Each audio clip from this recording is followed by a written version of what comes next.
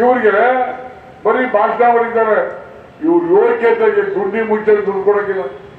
ಇವ್ರ ಯೋಗ್ಯತೆಗೆ ಯಾವ ಭಾಷೆ ಬೈಬೇಕ್ರಿ?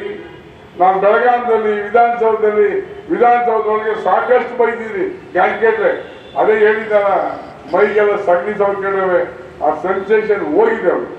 ಇವತ್ತು ಯಾವ ಇಲಾಖೆ ಹೋಗಪ್ಪ, ಈ ರೆವಿನ್ಯೂ ಇಲಾಖೆಯಲ್ಲಿ ನಾವು ಜಮೀನು ಮಂಜೂರು ಮಾಡ್ತೀವಿ, ಒಂದು ಟೀನು ಕುಡಿದಾರೆ. ಅದೇ ನಮ್ಮ ಅಪ್ರಾಸ್ತಿ ಎಲ್ಲ ಸರ್ಕಾರಿ ಜಮೀನೆಲ್ಲ 25-30 ವರ್ಷ ಉತ್ಕೊಂಡು ಪಾಪ ಬೆಳೆ ಬೆಳ್ಕೊಂಡವ್ರೆ. ಆ ಜಮೀನು ಮಂಜೂರು ಮಾಡ್ತೀವಿ, ಒಂದು ಮಂಜೂರಾತಿ ಕೊಡೋಕೆ ಗುರುತಾಗತ್ತೆ ತಹಸೀಲ್ದಾರ್. ಹಾಗಾಗಿ ಇವತ್ತು ಹಂಗೆ ಎಲ್ಲದಕ್ಕೂ ದುಡ್ಡು.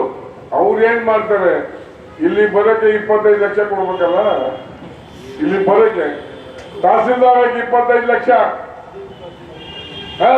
ನಾವು ಪಾಪ ಕುಮಾರಸ್ವಾಮಿ ಚೀಟಿ ಮೇಲೆ ಬರ್ಸ್ಕೊಂಡು ಹಾಕಿ ಬರೀವ, ಸಬ್ ಇನ್ಸ್ಪೆಕ್ಟರ್ ಪೊಲೀಸರು ಎಲ್ಲ. ಈಗ ಏನಾಗಿದೆ, 25 ಲಕ್ಷ 30 ಲಕ್ಷ ಅವ್ರಿಗೆ ಮ್ಯಾನುಫ್ಯಾಕ್ಚರ್ ಮಾಡೋದಕ್ಕೆ ಅವ್ರಿಗೆ ಮಿಷನ್ ಕೊಟ್ಟಿಲ್ಲ.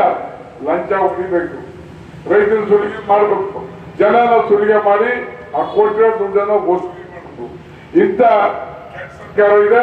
ಇದ್ರ ವಿರುದ್ಧ ನಾವು ಹೋರಾಟ ಮಾಡಬೇಕು, ಅನಿವಾರ್ಯ. ಕೈ ಕುತ್ಕೊಳ್ಳಕ್ ಆಗಲ್ಲ, ಹೋರಾಟ ಅನಿವಾರ್ಯ. ಇರಿಗೇಷನ್ ಡಿಪಾರ್ಟ್ಮೆಂಟ್ ಹೋಗಿ ಆ ರೆವಿನ್ಯೂ ಇಲಾಖೆಯಲ್ಲಿ ಕೃಷ್ಣ ಬೈರೇಗೌಡ ಏನ್ ಹರೀಶ್ಗೆ ಭಾಷಣ ಹೊಡಿತಾರೆ. ಹೈಯೆಸ್ಟ್ ಫಸ್ಟ್ ಅಂದ್ರೆ ಅವನೇ. ನಿಮಗೆ ಗೊತ್ತಿಲ್ಲ, ನನಗೆ ಗೊತ್ತ ಅವ್ನ ಕಥೆ. ಅವರ ಅಪ್ಪ ನಮ್ಮ ಜೊತೆ ಅವರ ಅಪ್ಪನ ಬಗ್ಗೆ ಗೌರವ ಇದೆ, ಒಳ್ಳೆ ಮನುಷ್ಯ. ಯಾವ ಸಚಿವ ಈ ಸಿದ್ಲಿಂಗೇಶ್ವರ ದೇವಸ್ಥಾನಕ್ಕೆ ಬಂದು ಪ್ರಮಾಣ ಮಾಡಿದ್ರು ಲಂಚ ತಗೊಳ್ಕಂತ? ಯಾವನಾದ್ರು ಸಚಿವ?